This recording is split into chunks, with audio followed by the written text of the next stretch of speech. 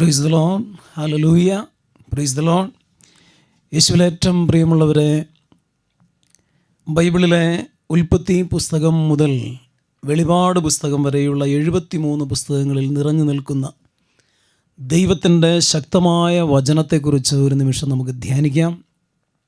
ഉൽപ്പത്തിയിലെ ആദിയിൽ എന്നാരംഭിക്കുന്ന വചനം മുതൽ വെളിപാടിലെ ആമേൻ എന്ന് അവസാനിക്കുന്ന വചനം വരെ ദൈവത്തിൻ്റെ ആത്മാവ് ദാതാവായി നൽകിയ, വചനത്തിൻ്റെ ദാതാവായി നിലകൊണ്ട് നൽകിയ തിരുവചനത്തെ നമുക്ക് ധ്യാനിക്കാം. വചനത്തെക്കുറിച്ച് നമ്മളെപ്പോഴും ചിന്തിക്കുമ്പോൾ നമ്മുടെ മനസ്സിൽ ആദ്യം വരേണ്ട ചിന്ത ദൈവത്തിൻ്റേതാണ് വചനം എന്നുള്ളതാണ്. ഈ വചനം മുഴുവനും ദൈവത്തിൻ്റെ ആത്മാവിൻ്റെ ചൈതന്യം നിറഞ്ഞു നിൽക്കുന്നു എന്നുള്ളതാണ്. സൃഷ്ടിയുടെ കർമ്മത്തെക്കുറിച്ച് പറയുമ്പോൾ ദൈവത്തിൻ്റെ ആത്മാവ് വെള്ളത്തിന് മീതെ ചലിച്ചുകൊണ്ടിരുന്നു എന്ന് പറയുന്ന അതേ അനുഭവമാണ് കർത്താവിൻ്റെ വചനത്തിലും നമുക്ക് കാണുക. ബൈബിൾ തുറക്കുമ്പോൾ തന്നെ നമ്മൾ കണ്ടെത്തുന്ന ഓരോ വചനത്തിലും ദൈവത്തിൻ്റെ ആത്മാവ് ചലിച്ചുകൊണ്ടിരിക്കുന്നു എന്നുള്ള മഹാ അനുഭവം നമുക്ക് കാണാൻ സാധിക്കും. അതുകൊണ്ടാണ് ബൈബിൾ പണ്ഡിതന്മാരും സഭാപിതാക്കന്മാരും ഒക്കെ പഠിപ്പിച്ചിട്ടുള്ളത് ദൈവത്തിൻ്റെ വചനം ദൈവനിവേശിതമാണ്. ദൈവനിവേശിതമാണ്. ദൈവത്തിൻ്റെ വചനം ദൈവനിവേശിതമാണ് എന്ന് പറയുമ്പോൾ അത് ജീവനുള്ള വചനമാണെന്നർത്ഥം. ഓരോ വചനത്തിലും ദൈവത്തിൻ്റെ ആത്മാവ് ചലിച്ചുകൊണ്ടിരിപ്പുണ്ട്. ജീവനുള്ള വചനമാണ്. ആ ദൈവത്തിൻ്റെ വചനം ജീവൻ മാത്രമുള്ളതല്ല, അത് സൃഷ്ടിക്കുന്ന വചനമാണ്. അതാണ് ഉൽപ്പത്തി പുസ്തകം നമുക്ക് പറഞ്ഞു തരിക. സൃഷ്ടിക്കുന്ന വചനമാണ്. അത് സൗഖ്യപ്പെടുത്തുന്ന വചനമാണ്. അത് സാത്താനെതിരെ അധികാരമുള്ള വചനമാണ്. സാത്താനെതിരെ ആധിപത്യം പുലർത്തിയ ദൈവത്തിൻ്റെ വചനമാണ്. ആ വചനത്തിൻ്റെ വ്യാഖ്യാതാവ് പരിശുദ്ധാത്മാവ് തന്നെയാണ്. ദൈവത്തിൻ്റെ വചനം അത് വചനം പഠിച്ചവർക്ക് മാത്രമല്ല, വചനം തുറക്കുന്ന, വചനം കണ്ടുമുട്ടുന്ന ഓരോ മനുഷ്യനും ദൈവത്തിൻ്റെ ആത്മാവ് വചനത്തിൻ്റെ വലിയ അനുഭവം തരുന്നു. കാരണം പരിശുദ്ധാത്മാവാണ് വചനത്തിൻ്റെ വ്യാഖ്യാതാവ്. ദൈവത്തിൻ്റെ വചനത്തിൻ്റെ ഫലം പുറപ്പെടുവിക്കുന്നതും ആത്മാവിൻ്റെ ശക്തിയാണ്.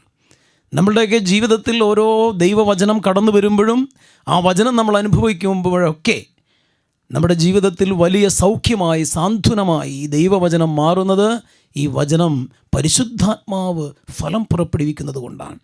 അത്രയ്ക്ക് ശക്തമായ ദൈവവചനത്തെ ആവാഹിച്ച് എഴുതിയ ഒരു വചനഭാഗമാണ് നമ്മളിന്ന് ആദ്യം വായിക്കുക. നിങ്ങളെന്നെ ശ്രവിച്ചുകൊണ്ടിരിക്കുന്ന എല്ലാവരും കൈകളിൽ നിങ്ങളുടെ ബൈബിള് എടുക്കുന്നതായിരിക്കും ഉചിതമെന്ന് എനിക്ക് തോന്നുന്നു. എല്ലാവരും ദൈവത്തിൻ്റെ ആ വചനം നേരിട്ട് ഒന്ന് ബൈബിൾ തുറന്നു വെച്ച് വായിച്ച് അനുഭവിക്കാനും ആസ്വദിക്കാനും ആനന്ദം കണ്ടെത്താനും സാധിക്കാൻ ഇടവരട്ടെ. യോഹന്നാൻ്റെ സുവിശേഷത്തിൽ 1-ാമത്തെ അധ്യായം 1 മുതൽ 5 വരെയുള്ള വാക്യങ്ങളിൽ നമുക്ക് ഈ വചന സന്ദേശം, വചന പ്രഘോഷണം നമുക്ക് ആരംഭിക്കാം. യോഹന്നാൻ നേരത്തെ പറഞ്ഞതുപോലെ ദൈവത്തിൻ്റെ വചനത്തെ മുഴുവൻ ആവാഹിച്ചെടുത്ത് പരിശുദ്ധാത്മാവ് ആ അപ്പോസ്തലനെ ഒത്തിരി ആഴത്തിൽ പ്രചോദിപ്പിച്ച് എഴുതപ്പെട്ട വചനമാണ് ഈ സുവിശേഷത്തിൻ്റെ പ്രാരംഭത്തിൽ തന്നെ അദ്ദേഹം കൊടുത്തിട്ടുള്ളത്. നമുക്കറിയാം, ദൈവത്തിൻ്റെ വചനത്തെ നേരിട്ട് കണ്ട് അനുഭവിച്ച മനുഷ്യനാണ് യോഹന്നാൻ. ആ വചനം മാംസം ധരിച്ച യേശുക്രിസ്തുവിൻ്റെ കൂടെ ജീവിച്ച ആളാണ്. ആ മാംസം ധരിച്ച വചനത്തെ ഏറ്റവും കൂടുതൽ സ്നേഹിച്ച ആളാണ്. അദ്ദേഹം തന്നെ പറയുന്നു, the beloved disciple of Jesus എന്നാണ്. യേശുവിന് ഏറ്റവും പ്രിയപ്പെട്ട ശിഷ്യൻ, അരുമ ശിഷ്യൻ, യേശുവിൻ്റെ നെഞ്ചോട് ചേർന്ന് തലവെച്ച് മാത്രം സംസാരിക്കുന്ന, അത്രയ്ക്ക് ആഴത്തിൽ യേശുവിനെ സ്നേഹിക്കുന്ന ശിഷ്യൻ, അരുമ ശിഷ്യൻ. ആ ശിഷ്യനായ യോഹന്നാൻ എഴുതി വച്ചിരിക്കുന്ന വചനത്തിൻ്റെ തുടക്കം നമുക്കൊന്ന് വായിച്ചു കേൾക്കാം. യോഹന്നാൻ ആരംഭിക്കുന്ന ഇങ്ങനെയാണ്: ആദിയിൽ വചനമുണ്ടായിരുന്നു, വചനം ദൈവത്തോടുകൂടെയായിരുന്നു, വചനം ദൈവമായിരുന്നു, അവൻ ആദിയിൽ ദൈവത്തോടുകൂടെയായിരുന്നു, സമസ്തവും അവനിലൂടെ ഉണ്ടായി, അവനെ കൂടാതെ ഒന്നും ഉണ്ടായിട്ടില്ല, അവനിൽ ജീവനുണ്ടായിരുന്നു, ആ ജീവൻ മനുഷ്യരുടെ വെളിച്ചമായിരുന്നു, ആ വെളിച്ചം ഇരുളിലും പ്രകാശിക്കുന്നു, അതിനെ കീഴടക്കാൻ ഇരുളിന് കഴിഞ്ഞില്ല. ഈ ഒരു 5 വാക്യങ്ങൾ മാത്രം നമ്മൾ എടുത്ത് ധ്യാനിച്ചാൽ, പ്രിയമുള്ളവരെ, യേശുവിൻ്റെ മനുഷ്യാവതാരത്തിൻ്റെ മുഴുവൻ രഹസ്യങ്ങളും നമുക്കിതിൽ നിന്ന് അനുഭവിച്ചറിയാനായിട്ട് സാധിക്കും. യോഹന്നാൻ തുടങ്ങുന്ന ഓരോ വാക്കും, അദ്ദേഹം ഉപയോഗിച്ചിട്ടുള്ള ഓരോ പദവും ദൈവാത്മാവിൻ്റെ വലിയ ആവിഷ്കാരമാണ് എന്ന് നമുക്ക് തിരിച്ചറിയാൻ സാധിക്കും. എത്ര വലിയ ശക്തിയാണ്, എത്ര വലിയ ആശ്വാസമാണ് ഈ വചനം തരുന്നത് എന്ന് ഈ വചനത്തിലൂടെ കടന്നു പോകുമ്പോൾ നമുക്ക് മനസ്സിലാകും. അദ്ദേഹം ആരംഭിക്കുന്നത് ആദിയിൽ എന്ന വചനം കൊണ്ടാണ്. നമുക്കറിയാം, ബൈബിളിൽ ഇതുപോലെ ആരംഭിക്കുന്ന ഒരു പുസ്തകം ഉൽപ്പത്തി പുസ്തകമാണ്. ഇതുപോലെ ആരംഭിക്കുന്ന ഒരു പുസ്തകം ഉൽപ്പത്തി പുസ്തകമാണ്. കാരണം യോഹന്നാനെ സംബന്ധിച്ചിടത്തോളം യേശുവിൻ്റെ വരവ് എന്ന് പറയുന്നത് ഒരു പുതിയ സൃഷ്ടിക്കുള്ള വരവാണ്. യേശു പുതിയ സ്രഷ്ടാവാണ്. അവനിലെല്ലാം നവീന സൃഷ്ടിയായി തീരുന്നതാണ്. എല്ലാം നവീനമായ പുതിയ സൃഷ്ടി. അതുകൊണ്ട് ഉൽപ്പത്തി പുസ്തകത്തിലെ സൃഷ്ടികർമ്മം പോലെ തന്നെ ആരംഭിക്കേണ്ടതാണ് യേശുവിനെക്കുറിച്ച് പറയുന്ന ഓരോ വചനവും. അത് യോഹന്നാൻ അറിയാം. അതുകൊണ്ട് അദ്ദേഹം ആരംഭിക്കുന്നു ആദിയിൽ എന്നുള്ള വചനത്താൽ. ആദിയിൽ എന്ന വചനത്തിനൊരു പ്രത്യേകതയുണ്ട്. ആദിയിൽ എന്ന് പറഞ്ഞാൽ എല്ലാത്തിനും മുൻപ് എന്ന അർത്ഥം. ഏതെങ്കിലും ഒന്ന് സൃഷ്ടിക്കപ്പെടുന്നതിന് മുമ്പ് എന്നാണ് അതിനർത്ഥം. എന്തെങ്കിലും ഒന്ന് ഈ ഭൂമിയിൽ സൃഷ്ടിക്കപ്പെട്ടതിനുള്ളതിന് മുമ്പ്, ഭൂമി തന്നെ സൃഷ്ടിക്കപ്പെടുന്നതിന് മുമ്പ്, ശൂന്യതയിൽ നിന്ന് സർവ്വതും സൃഷ്ടിച്ച ദൈവത്തിൻ്റെ ആ സൃഷ്ടിക്ക് മുൻപുള്ള അവസ്ഥയാണ് ആദി എന്ന് പറഞ്ഞാൽ ദൈവം മാത്രമുള്ള അവസ്ഥയാണ് ആദിയിൽ എന്ന് പറയുന്നത്. ദൈവം മാത്രമുള്ള അവസ്ഥ. നമുക്കറിയാം, ഉൽപ്പത്തി പുസ്തകം ആരംഭിക്കുന്ന അങ്ങനെയാണ്. ആദിയിൽ ദൈവം ആകാശവും ഭൂമിയും സൃഷ്ടിച്ചു. അതിനുശേഷമാണ് എല്ലാ സൃഷ്ടികളും കടന്നു വന്നത്. അപ്പോൾ ആ ഒരു വാക്കുകൊണ്ട് യോഹന്നാൻ ആരംഭിക്കുന്നു ആദിയിൽ എന്ന വാക്കുകൊണ്ട്. എന്ന് പറഞ്ഞാൽ ഒരു പുതിയ സൃഷ്ടി സംഭവിക്കാനിരിക്കുക. ഞാൻ പറയാൻ പോകുന്നത് ഒരു സൃഷ്ടി കർമ്മത്തിൻ്റെ കഥയാണ്.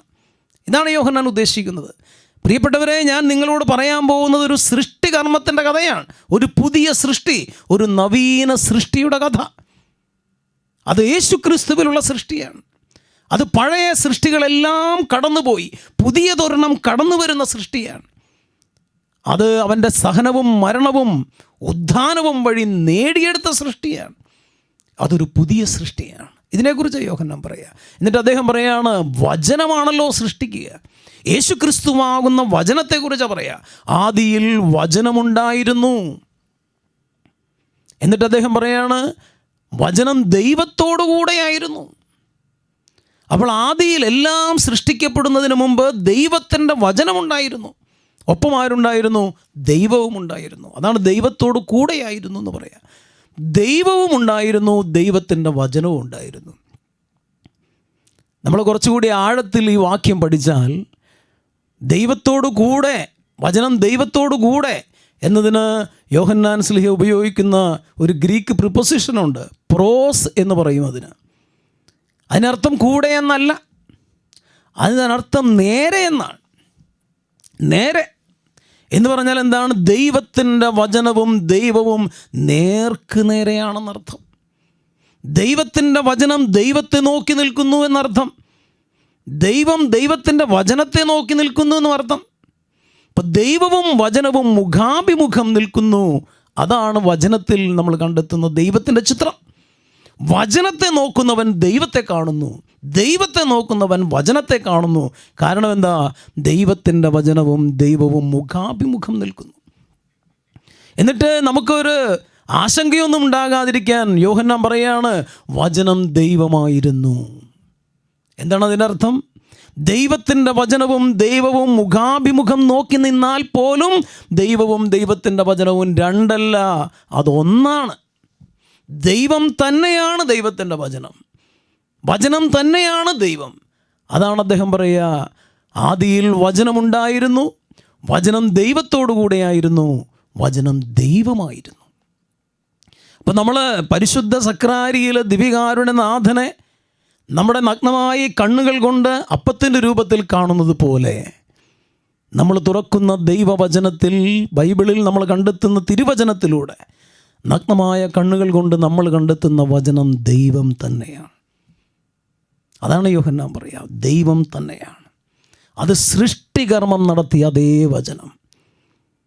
ഉൽപ്പത്തി പുസ്തകം 1-ാം അധ്യായം 3-ാം വാക്യത്തിലാണ് ആദ്യമായിട്ട് ദൈവം പറയുക, ലെറ്റ് ദെയർ ബി ലൈറ്റ്, പ്രകാശമുണ്ടാവട്ടെ. പ്രകാശമുണ്ടായി. തൻ്റെ വചനം കൊണ്ട് സർവ്വതും സൃഷ്ടിച്ച ദൈവം, ഉണ്ടാകട്ടെ എന്ന് പറഞ്ഞ വചനത്താൽ സർവ്വതും സൃഷ്ടിച്ച ദൈവത്തിൻ്റെ വചനം, ദൈവം ഉണ്ടാകട്ടെ എന്ന് പറഞ്ഞാൽ മതി, ആ നിമിഷം ഉണ്ടാവുന്നു. കാരണം വചനം ക്രിയാത്മകമാണ്, സർഗാത്മകമാണ്, സൃഷ്ടിക്കാൻ ശക്തിയുള്ളതാണ് ദൈവത്തിൻ്റെ വചനം, സൃഷ്ടിക്കുന്ന വചനമാണ്. ഇതാണ് നമ്മൾ പുതിയ നിയമത്തിൽ യേശു തൻ്റെ പരസ്യ ജീവിതകാലത്ത് പറയുന്ന ഓരോ വാക്കിലും. മരിച്ചു കിടക്കുന്ന ബാലികയോട് പറയാണ്, തലീത്ത ഖൂം, ബാലികയെ എഴുന്നേൽക്കുക. അതൊരു കൽപ്പനയാണ്, എഴുന്നേൽക്കുക. മരിച്ചു കിടക്കുന്ന ബാലിക ഒരു നിമിഷത്തിൽ, ആ നിമിഷം കൊണ്ട് തന്നെ എഴുന്നേൽക്കുന്നു ജീവനോടെ. ദൈവത്തിൻ്റെ വചനം ഉയർപ്പിക്കുന്ന വചനമാണ്. ജീവൻ പകരുന്നത് മാത്രമല്ല, മരിച്ചതിനെ ഉയർപ്പിക്കുന്ന വചനമാണ് എന്നാണ് അതിനർത്ഥം. മരിച്ച് 4 ദിവസം കഴിഞ്ഞാൽ ലാസറിനോട് പറയാണ്, ലാസറേ പുറത്തു വരിക. യേശു ക്രിസ്തു പറഞ്ഞാൽ മതി, അത് സംഭവിക്കുകയാണ്. ലാസറേ പുറത്തു വരിക എന്ന് പറയുമ്പോൾ 4 ദിവസം കഴിഞ്ഞ ശരീരം യഹൂദരുടെ വിശ്വാസം അനുസരിച്ച് അഴിഞ്ഞു തുടങ്ങിയ ശരീരമാണ്. 3 ദിവസം കഴിഞ്ഞാൽ 4-ാം ദിവസം മുതൽ ഒരു മനുഷ്യൻ്റെ ശരീരം അഴുത്തു തുടങ്ങുമെന്നാണ് യഹൂദരുടെ വിശ്വാസം. അതുകൊണ്ടാണ് യേശു ക്രിസ്തു 3-ാം ദിവസം ഉയർത്തു എന്ന് പറയുക.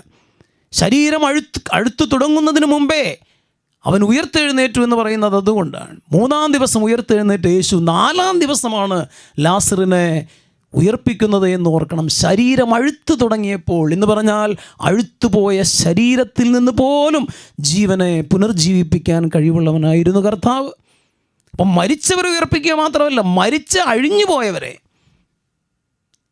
അഴുത്തു തുടങ്ങിയവരെ, അതിനെപ്പോലും ഉയർപ്പിക്കാൻ ശക്തിയുള്ള ദൈവത്തിൻ്റെ വചനമാണ് യേശു പ്രഘോഷിച്ചത്, വചനമായവൻ തന്നെ പ്രഘോഷിച്ചത്. പാപിനിയായ സ്ത്രീയെ നോക്കി നിൻ്റെ പാപങ്ങൾ ക്ഷമിക്കപ്പെട്ടിരിക്കുന്നു എന്ന് പറയുന്ന നിമിഷം അവളുടെ പാപങ്ങൾ ക്ഷമിക്കപ്പെടുകയാണ്. നമുക്കറിയാം, ഒരു മനുഷ്യനെ മേൽക്കൂര പൊളിച്ച് യേശുവിൻ്റെ അടുത്തേക്ക് എത്തിക്കുന്നു ഒരു തളർവാദ രോഗിയെ. നിൻ്റെ പാപങ്ങൾ ക്ഷമിക്കപ്പെട്ടിരിക്കുന്നു, എഴുന്നേറ്റ് നടക്കുക എന്നാണ് യേശു പറയുക. ആ നിമിഷം ആ മനുഷ്യൻ്റെ പാപങ്ങൾ ക്ഷമിക്കപ്പെട്ടു. അപ്പോൾ ഇത്രയ്ക്ക് പാപങ്ങളെ ക്ഷമിക്കാൻ കഴിയുന്ന ദാവീദിൻ്റെ പുത്ര, എൻ്റെ മേൽ കനിയണമേ എന്ന് വിളിച്ചു പറഞ്ഞ അന്ധനോട്, കർത്താവേ നീ മനസ്സാകുന്നുവെങ്കിൽ എന്നെ സുഖപ്പെടുത്താനാകുമെന്ന് പറഞ്ഞ കുഷ്ഠരോഗിയോട്, ഞാൻ മനസ്സാകുന്നു, നിനക്ക് സൗഖ്യമുണ്ടാകട്ടെ എന്ന് പറയുന്ന നിമിഷം അത് സംഭവിക്കുകയാണ്. ഇതാണ് ദൈവത്തിൻ്റെ വചനത്തിൻ്റെ ശക്തി എന്ന് പറയുക. ഈ വചനം കൊണ്ട് സർവ്വതും സൃഷ്ടിച്ചു തമ്പുരാൻ. ആ സൃഷ്ടിച്ച വചനത്തെക്കുറിച്ച് യോഹന്നാൻ പറയുന്നു, ആദിയിൽ വചനമുണ്ടായിരുന്നു, വചനം ദൈവത്തോടു കൂടെയായിരുന്നു, വചനം ദൈവമായിരുന്നു. എന്നിട്ട് അദ്ദേഹം പറയാണ്, അവൻ ആദിയിൽ ദൈവത്തോടു കൂടെയായിരുന്നു. വചനം അവനാണ്. വചനം എന്ന് പറയുന്നത് ഒരു ആശയമല്ല, വചനം എന്ന് പറയുന്നത് വെറും വാക്കല്ല, അതൊരടയാളമോ പ്രതീകമോ അല്ല, അതൊരു മനുഷ്യനാണ്, അവനാണ്. അത് ദൈവം തന്നെയാണ്. അത് ദൈവവുമാണ് മനുഷ്യനുമാണ്. പൂർണ്ണ ദൈവവും പൂർണ്ണ മനുഷ്യനുമായിട്ടുള്ള വചനം. അതാണ് യോഹന്നാൻ പറയുക, അവനാദിയിൽ ദൈവത്തോടു കൂടെയായിരുന്നു. എന്നിട്ടോ സമസ്തവും അവനിലൂടെ ഉണ്ടായി. ദൈവമായ കർത്താവ് എല്ലാം വചനം കൊണ്ടുണ്ടാക്കിയത് മാത്രമല്ല, സമസ്തവും അവനിലൂടെ ഉണ്ടായി. അവനെ കൂടാതെ ഒന്നും ഉണ്ടായിട്ടില്ല. ദൈവത്തിൻ്റെ വചനത്താൽ സർവ്വതും സൃഷ്ടിച്ചു എന്ന് മാത്രമല്ല, ദൈവത്തിൻ്റെ വചനമാണ് സൃഷ്ടിച്ചത്. ദൈവത്തിൻ്റെ വചനമാണ് സൃഷ്ടിച്ചത്. തന്നെയുമല്ല, സൃഷ്ടിച്ചതിലെല്ലാം ദൈവത്തിൻ്റെ വചനം നിറഞ്ഞു നിൽക്കുന്നു. അവനെ കൂടാതെ ഒന്നും ഉണ്ടായിട്ടില്ല. എല്ലാത്തിലും അവനുണ്ട്.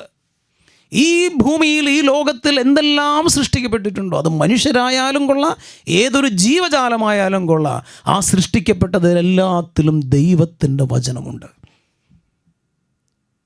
അതുകൊണ്ടാണ് വലിയ ധ്യാനഗുരുക്കന്മാർ, ഇല്ലെങ്കിൽ ആദ്യ കാലഘട്ടങ്ങളിലുണ്ടായിരുന്ന വലിയ വലിയ സന്യാസിമാർ യേശുവിനെ പ്രതി ജീവൻ മുഴുവനും ത്യജിച്ച് മരുഭൂമിയിലൊക്കെ പോയി താമസിച്ച വലിയ വലിയ സന്യാസ സഹോദരങ്ങൾ, അവരൊക്കെ ഈ ഒറ്റപ്പെട്ട അനുഭവത്തിൽ നിന്നുകൊണ്ട്, ഏകാന്തതയിൽ ഇരുന്നു കൊണ്ട് ദൈവത്തിൻ്റെ വചനത്തെ ധ്യാനിക്കുകയായിരുന്നു. എല്ലാത്തിനെയും നോക്കി സൃഷ്ടവസ്തുക്കളിൽ നിറഞ്ഞു നിൽക്കുന്ന ദൈവത്തിൻ്റെ വചനത്തെ ധ്യാനിക്കുകയായിരുന്നു. കാരണം എല്ലാത്തിലും അവനുണ്ട്. ഓരോ വസ്തുവും ഒരു പാഠപുസ്തകമാണ്, ദൈവത്തെ കണ്ടെത്താനുള്ള പാഠപുസ്തകം. എല്ലാത്തിലും ദൈവത്തിൻ്റെ വചനം നിറഞ്ഞു നിൽക്കുന്നു എന്നർത്ഥം. എന്നിട്ട് യോഹന്നാൻ പറയാണ്, ആ വചനം മനുഷ്യരുടെ വെളിച്ചമായിരുന്നു.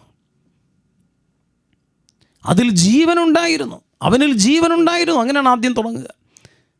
സമസ്തവും അവനിലൂടെ സൃഷ്ടിക്കപ്പെട്ടു, അവനെ കൂടാതെ ഒന്നും ഉണ്ടായിട്ടില്ല, അവനിൽ ജീവനുണ്ടായിരുന്നു. എന്നാണ് അതിനർത്ഥം. ദൈവത്തിൻ്റെ വചനത്തിൽ ദൈവത്തിൻ്റെ ജീവനുണ്ട്. ദൈവത്തിൻ്റെ വചനത്തിൽ ജീവനുണ്ട്. അത് ജീവനുള്ള വചനമാണ്, സജീവ വചനമാണ്, ജീവനുള്ള വചനമാണ്. ആ ജീവനുള്ള വചനത്തിൻ്റെ ഉപാസകരായി ജീവിച്ചവരായിരുന്നു എല്ലാ വിശുദ്ധരും. ദൈവത്തിൻ്റെ വചനം ജീവനുള്ളതാണ്, ജീവൻ പകരാൻ കഴിവുള്ളതാണ്, അത് തന്നെ ജീവനാണ്. ഇനി എന്താ പറയുക? ആ ജീവൻ മനുഷ്യരുടെ വെളിച്ചമാണ്. യോഹന്നാന്റെ സുവിശേഷം 8-ാം അധ്യായം 12-ാം വാക്യത്തിൽ യേശു പറയുന്നു, ഞാൻ ലോകത്തിൻ്റെ വെളിച്ചമാണ്, ഞാൻ ലോകത്തിൻ്റെ പ്രകാശമാണ്. ദൈവത്തിൻ്റെ വചനമായി ഈ ഭൂമിയിൽ അവതരിച്ചവൻ ദൈവത്തിൻ്റെ വചനമായി കൊണ്ട് തന്നെ ലോകത്തിന് മുഴുവൻ പ്രകാശം പരത്തുന്നു. ദൈവവചനം ഒരു പ്രകാശ ഗോപുരമാണ്. നമ്മൾ കയ്യിലെടുത്തിരിക്കുന്ന ഈ വിശുദ്ധ ഗ്രന്ഥം ഒരു പ്രകാശ ഗോപുരമാണ്. ദൈവത്തിൻ്റെ വചനം നിരന്തരം എവിടെയെല്ലാം പ്രഘോഷിക്കപ്പെടുന്നുവോ അവിടെയെല്ലാം അത് പ്രകാശ ഗോപുരമായി നിലകൊള്ളുന്നു എന്നർത്ഥം. ഇത് പറയുമ്പോൾ പെട്ടെന്ന് എൻ്റെ മനസ്സിലൊരു ഓർമ്മ വരുന്നത്, ഒരു വീട്ടിൽ ആശീർവാദത്തിന് പോയൊരു ഓർമ്മയാണ്. അതായത് ആ മനുഷ്യനൊരു 2 ഭവനങ്ങളുണ്ടായിരുന്നു, 2 ഭവനങ്ങൾ. പക്ഷേ അയാൾക്ക് സാമ്പത്തികമായ ബാധ്യത, കടം കയറിയിട്ട് ഇരിക്കപ്പുറതില്ലാത്തൊരവസ്ഥ, ആത്മഹത്യയുടെ വക്കിലെത്തി നിൽക്കുകയാണ്. അയാൾക്ക് ഈ ഒരു വീട്, ഇതിൽ 2 വീട്ടിൽ ഒരു വീട് അയാൾ വിൽക്കാൻ ആഗ്രഹിക്കുന്നു. ആ വീട് വിറ്റ് പോയാലേ അയാളുടെ കടത്തിൻ്റെ ഒരു കുറച്ചെങ്കിലും അയാൾക്ക് വീട്ടാനാവും.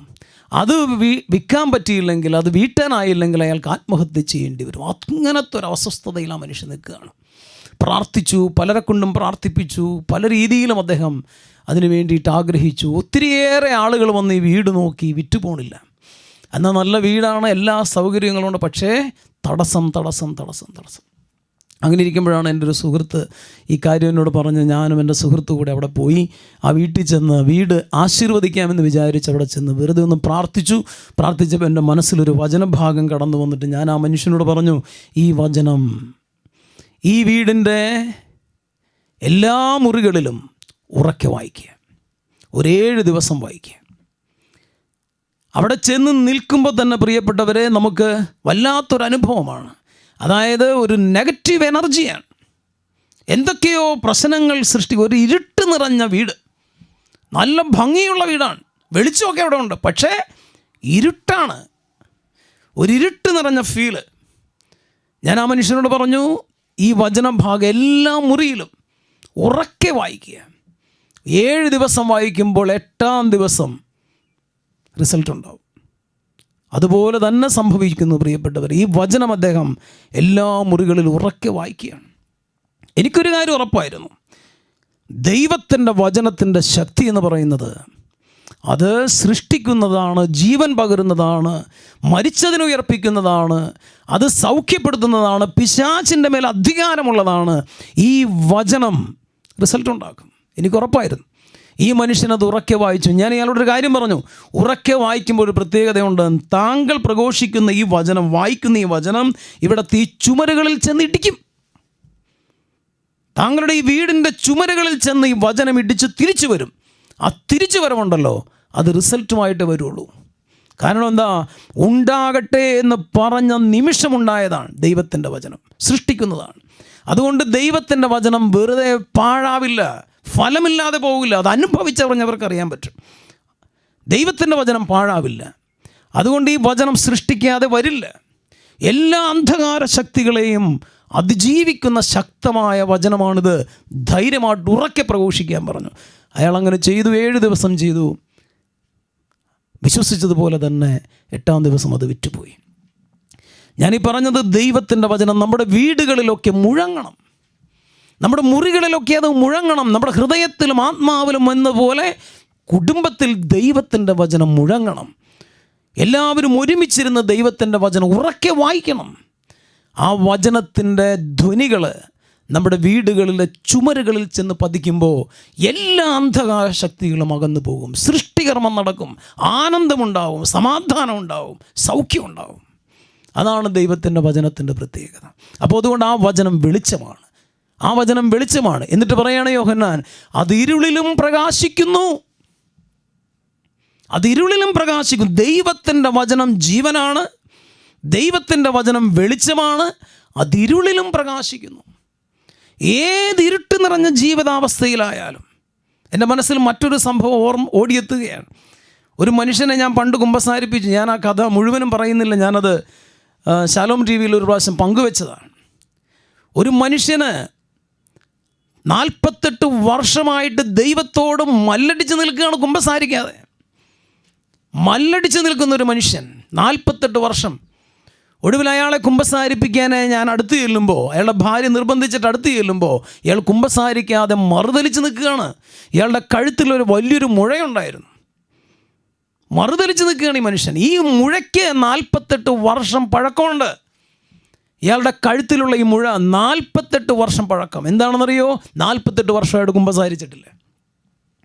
അതൊക്കെ ഒരു അടയാളമാണ്. എല്ലാ മനുഷ്യരുടെയും ജീവിതത്തിൽ ഇങ്ങനെ സംഭവിക്കണമെന്നില്ല. പക്ഷേ കർത്താവ് നമുക്കൊരടയാളം തന്നിരിക്കും.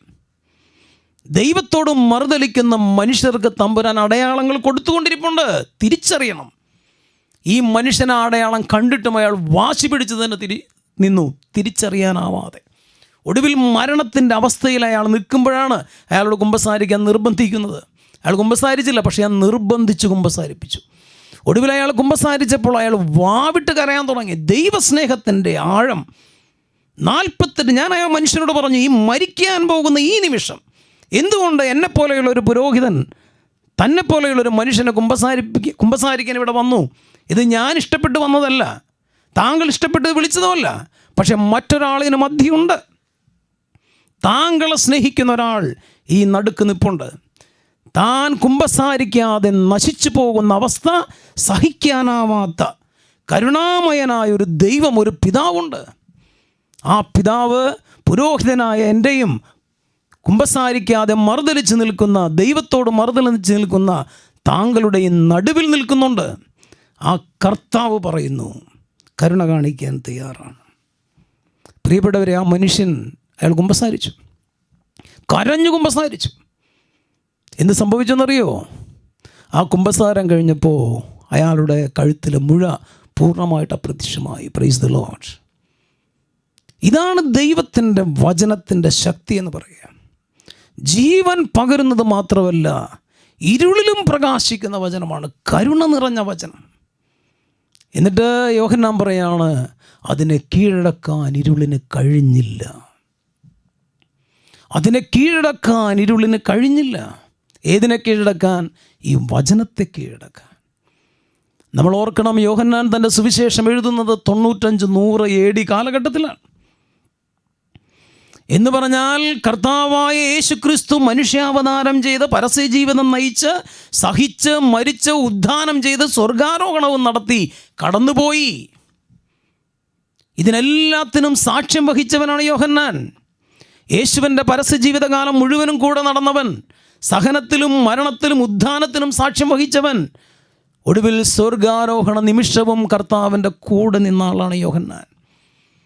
ആ യോഹന്നാൻ അനുഭവിച്ചറിഞ്ഞ സത്യമാണ്, ഇരുളിന് കീഴടക്കാനാവാത്ത വചനമാണ് ക്രിസ്തു എന്നുള്ളത്. എന്തായിരുന്നു ഇരുള്? ആ ഇരുള് പാപത്തിൻ്റെ ഇരുളായിരുന്നു, പൈശാചികതയുടെ ഇരുളായിരുന്നു, അന്ധകാര ശക്തികളുടെ ഇരുളായിരുന്നു. അതിന് മുഴുവൻ അതിജീവിച്ച് കടന്നുപോയ ഉദ്ധിതനായ വചനം, അതാണ് യോഹന്നാൻ പറയുക, അതിനെ കീഴടക്കാൻ ഇരുളിന് കഴിഞ്ഞില്ല. അത് ഉദ്ധിതനായത് കർത്താവാണ്, ഉയർപ്പിക്കപ്പെട്ട വചനമാണ്. ആദിയിലുണ്ടായിരുന്ന വചനം ഉയർപ്പിക്കപ്പെട്ട വചനമായി മാറിയത് യോഹന്നാൻ സാക്ഷ്യം വഹിച്ചതാണ്. കാരണം പാപത്തിൻ്റെയും മരണത്തിൻ്റെയും അന്ധകാര ശക്തികളുടെ കോട്ടകൾ തൻ്റെ മരണം കൊണ്ട്, തൻ്റെ ഉദ്ധാനം കൊണ്ട് വിജയം വരിച്ച കർത്താവിനെ യോഹന്നാൻ സാക്ഷ്യപ്പെടുത്തുകയാണ്. അതിനെ കീഴടക്കാൻ ഇരുളിന് കഴിഞ്ഞില്ല. കാരണം ഇരുളിനെയും അതിജീവിച്ചുകൊണ്ട് അവൻ ഉയർത്തെഴുന്നേറ്റു. എന്നിട്ട് യോഹന്നാൻ 1-ാം അധ്യായം 14-ാം വാക്യത്തിൽ ഇപ്രകാരം പറഞ്ഞു, ഈ പറഞ്ഞ വചനം ആദിയിലുണ്ടായിരുന്നത്, ദൈവത്തോടു കൂടെ ആയിരുന്നത്, ദൈവം തന്നെയായത്, സമസ്തവും സൃഷ്ടിച്ചത്, വെളിച്ചമായത്, ജീവനായത്, ഇരുളിനെയും അതിജീവിച്ചത്, ഇരുളിന് കീഴ്പ്പെടുത്താനാവാത്ത ആ വചനം മാംസം ധരിച്ചു നമ്മുടെ ഇടയിൽ വസിച്ചു. അതാണ് യോഹന്നാൻ 1:14 പറയുന്നു. 1:14 വചനം മാംസമായി നമ്മുടെ ഇടയിൽ വസിച്ചു. വചനം മാംസമായി നമ്മുടെ ഇടയിൽ വസിച്ചു. എന്നിട്ട് അദ്ദേഹം പറയാണ്, അവൻ്റെ മഹത്വം നമ്മൾ ദർശിച്ചു. വചനത്തിൻ്റെ മഹത്വം, മാംസം ധരിച്ച വചനത്തിൻ്റെ മഹത്വം നമ്മൾ ദർശിച്ചു. എങ്ങനെയുള്ള മഹത്വം? കൃപയും സത്യവും നിറഞ്ഞതും. കൃപ നിറഞ്ഞ മഹത്വം, സത്യം നിറഞ്ഞ മഹത്വം, കൃപയും സത്യവും നിറഞ്ഞതും, പിതാവിൻ്റെ ഏകജാതൻ്റേതുമായ മഹത്വം. അപ്പോൾ ഈ ദൈവവചനം എന്ന് പറയുന്നത് കൃപ നിറഞ്ഞതാണ്. ദൈവത്തിൻ്റെ വചനം എന്ന് പറയുന്നത് മഹത്വം നിറഞ്ഞതാണ്. ദൈവത്തിൻ്റെ വചനം എന്ന് പറയുന്നത് ഏകജാതൻ്റെ മഹത്വമാണ്. അത് ദൈവപുത്രൻ തന്നെയാണ്. അപ്പോൾ വചനം വായിക്കുന്ന വ്യക്തിക്ക് ദൈവത്തിൻ്റെ കൃപ കിട്ടും. കൃപയുടെ നിറവാണ് ദൈവത്തിൻ്റെ വചനം. വചനം വായിക്കുന്ന വ്യക്തിക്ക് ദൈവത്തിൻ്റെ ദർശനം കിട്ടുന്നു, മഹത്വം കിട്ടുന്നു. അവൻ സത്യത്താൽ നിറയുന്നു. പ്രിയപ്പെട്ടവരെ, എത്രയോ സമ്പന്നമായ ദൈവവചനം നമ്മുടെ കുടുംബങ്ങളിൽ നമ്മൾ സൂക്ഷിച്ചിരിക്കുന്നു. അൾത്താരയിൽ, സക്രാരിയിൽ കർത്താവിൻ്റെ തിരുവചനം എന്നതുപോലെ. നമുക്കറിയാം, നമ്മുടെയൊക്കെ കുടുംബങ്ങളിൽ നമുക്ക് സക്രാരി ഉണ്ടാക്കി വയ്ക്കാൻ അനുവാദമില്ല. നമ്മുടെയൊക്കെ കുടുംബങ്ങളിൽ പരിശുദ്ധ കുർബാന പ്രതിഷ്ഠിച്ച് ആരാധന നടത്താൻ നമുക്ക് അനുവാദമില്ല. പക്ഷേ നമ്മുടെയൊക്കെ കുടുംബങ്ങളിൽ ദൈവത്തിൻ്റെ വചനം പ്രതിഷ്ഠിക്കാൻ നമുക്ക് അനുവാദമുണ്ട്. ഈ ദൈവത്തിൻ്റെ വചനം തുറന്ന് വായിക്കാൻ നമുക്ക് സ്വാതന്ത്ര്യമുണ്ട്. എങ്കിൽ എന്തുകൊണ്ട് നമ്മുടെ കുടുംബങ്ങളിൽ ഇരിക്കുന്ന ഈ അമൂല്യനിധി ദൈവത്തിൻ്റെ വചനം എന്തുകൊണ്ട് നമ്മളതുപോലെ അനുഭവിച്ചറിയാൻ ശ്രമിക്കുന്നില്ല? അതുകൊണ്ട് സത്യമായ ഈ വചനത്തെ ഏറ്റവും ആദരവോടുകൂടെ പ്രതിഷ്ഠിക്കാൻ നമുക്ക് കഴിയട്ടെ. ദൈവത്തിൻ്റെ ഈ വചനത്തെ ഏറ്റവും ഭക്തിയോടുകൂടെ സമീപിക്കാൻ നമുക്ക് കഴിയട്ടെ. നമ്മുടെ എല്ലാ ദുഃഖങ്ങളിലും, എല്ലാ പ്രയാസങ്ങളിലും, എല്ലാ തകർച്ചകളിലും നമുക്ക് സാന്ത്വനവും ആശ്വാസവും പകരാൻ കഴിയുന്ന ദൈവത്തിൻ്റെ വചനം ഒരു അമൂല്യനിധിയായി നമ്മുടെ കുടുംബത്തിൽ പ്രഘോഷിക്കപ്പെടട്ടെ. ഫ്രാൻസിസ് പാപ്പ എവാഞ്ചലി ഗൗഡിയം എന്ന് പറയുന്ന പ്രബോധനത്തിൽ, സുവിശേഷത്തിൻ്റെ സന്തോഷം എന്ന പ്രബോധനത്തിൽ പറയുന്നൊരു കാര്യമുണ്ട്. To proclaim the gospel is our joy. ദൈവത്തിൻ്റെ വചനം, സുവിശേഷം പ്രഘോഷിക്കുക എന്നതാണ് നമ്മുടെ ആനന്ദം. അതിനപ്പുറം ഒരു ആനന്ദമില്ല. ദൈവത്തിൻ്റെ വചനം പ്രഘോഷിക്കുക എന്നുള്ളതാണ് നമ്മുടെ ആനന്ദം. ഈ പ്രഘോഷിക്കുക എന്ന് പറഞ്ഞാൽ നമ്മൾ വഴിയിൽ പോയിന്ന് പ്രഘോഷിക്കൽ മാത്രമല്ല. പ്രഘോഷിക്കുക എന്ന് പറഞ്ഞാൽ ദൈവത്തിൻ്റെ വചനം നമ്മളോട് പ്രഘോഷിക്കണം. ഫ്രാൻസിസ് പാപ്പ തന്നെ പറയുന്നുണ്ട്, സുവിശേഷവൽക്കരണത്തിൻ്റെ ആദ്യത്തെ പടി എവാഞ്ചലൈസ് യുവർസെൽഫ്. നീ നിന്നെ തന്നെ സുവിശേഷവൽക്കരിക്കുക എന്ന് പറയുക. എന്ന് പറഞ്ഞാൽ ആദ്യം സുവിശേഷം പ്രഘോഷിക്കേണ്ടത് നിന്നോടാണ്. നീ നിന്നോട് പ്രഘോഷിക്കുക സുവിശേഷം. ദൈവത്തിൻ്റെ വചനം ആദ്യം നമ്മളോട് തന്നെ നമ്മൾ പറയണം. നിയമാവർത്തന പുസ്തകം 6-ാം അധ്യായം 4 മുതലുള്ള വാക്യങ്ങൾ നമുക്കൊന്ന് നോക്കാം. നമുക്കറിയാം, നമ്മളെല്ലാവരും ഏറെ ശ്രദ്ധിച്ചൊരു വചനമാണ്, ശ്രദ്ധിക്കപ്പെട്ടിട്ടുള്ള വചനമാണ് നിയമാവർത്തന പുസ്തകത്തിൽ 6-ാമത്തെ അധ്യായം. കാരണം ഇസ്രായേൽ ജനതയോട് ദൈവം കൽപ്പിക്കുന്ന വലിയൊരു കൽപ്പനയാണ്. ദൈവത്തിൻ്റെ കൽപ്പന ഓരോ ദിവസവും, ഓരോ നിമിഷവും അവരുടെ ജീവിതത്തിലെ വഴിവിളക്കായി മാറണമെന്ന് ആഗ്രഹിച്ചുകൊണ്ട് കർത്താവ് പറയുകയാണ്, ഇസ്രായേലേ കേൾക്കുക, നമ്മുടെ ദൈവമായ കർത്താവ് ഒരേ ഒരു കർത്താവാണ്. ഇസ്രായേലേ കേൾക്കുക. കേൾക്കുക എന്ന് പറയുന്നതിനൊരു ഹെബ്രായ പദമുണ്ട്, ഷമാ.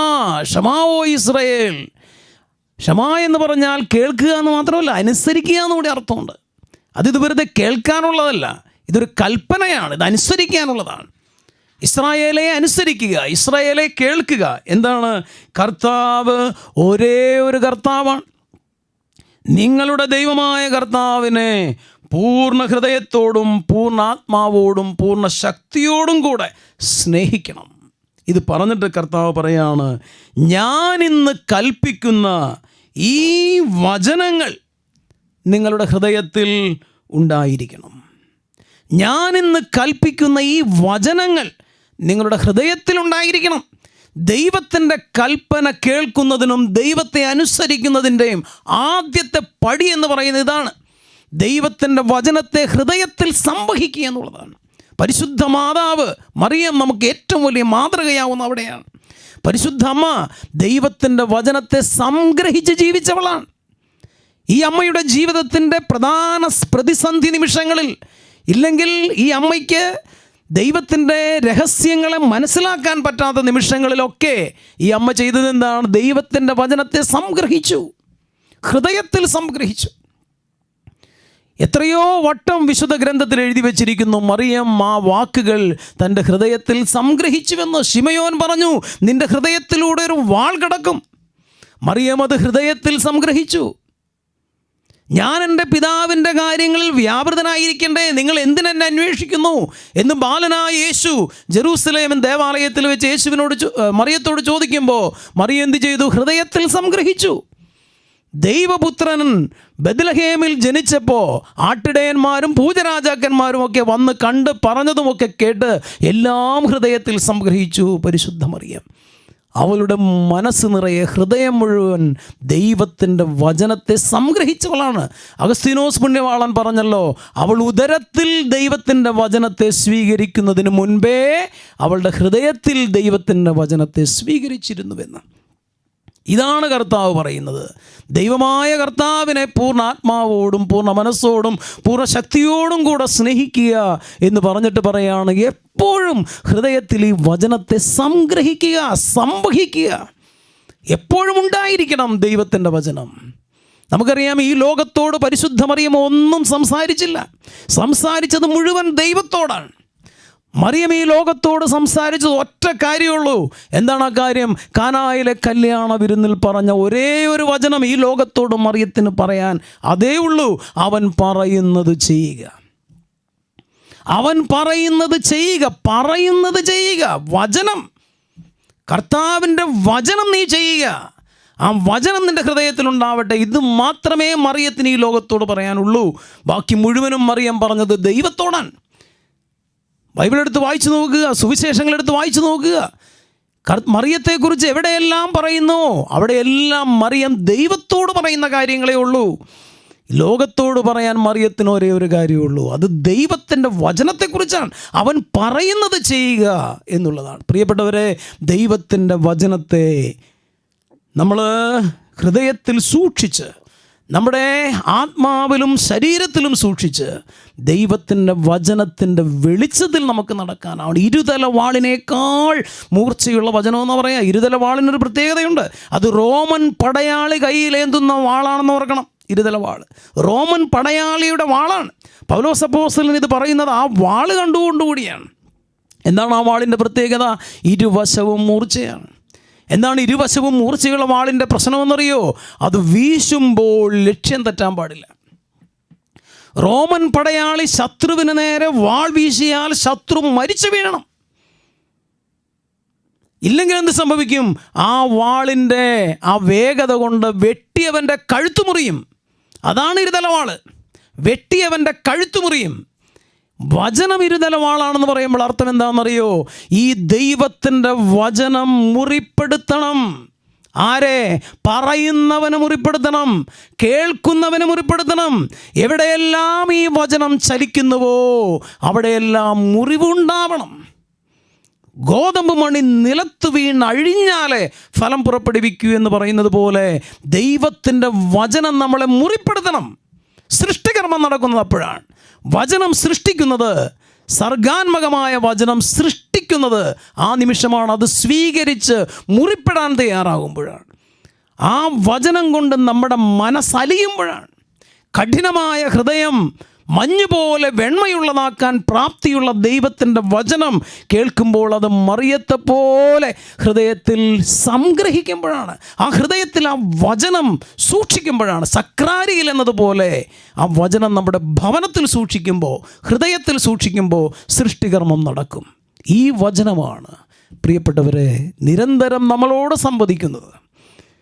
ദൈവത്തിൻ്റെ ആത്മാവ് നൽകിയ, ദൈവത്തിൻ്റെ ആത്മാവ് വ്യാഖ്യാനിക്കുന്ന, ദൈവത്തിൻ്റെ ആത്മാവ് ഫലം പുറപ്പെടുവിക്കുന്ന ദൈവത്തിൻ്റെ വചനം ആദിയിൽ നിന്ന് ആരംഭിച്ച് ആമേൻ എന്ന വചനത്തിൽ അവസാനിക്കുന്ന വിശുദ്ധ ഗ്രന്ഥത്തിൽ 73 പുസ്തകങ്ങളിൽ നിറഞ്ഞു നിൽക്കുന്ന ദൈവം തന്നെയായ ഈ തിരുവചനം നമ്മുടെ ജീവിതത്തിൽ നമുക്ക് മാർഗദർശനമാവട്ടെ, നമ്മുടെ കുടുംബത്തിൽ നമുക്ക് വെളിച്ചമാവട്ടെ, ഓരോ നിമിഷവും നമുക്ക് രക്ഷയാവട്ടെ.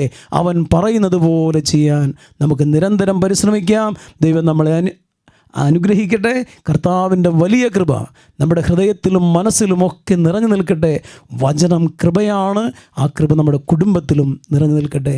ആമേൻ. Praise the lord. Hallelujah. Praise the Lord.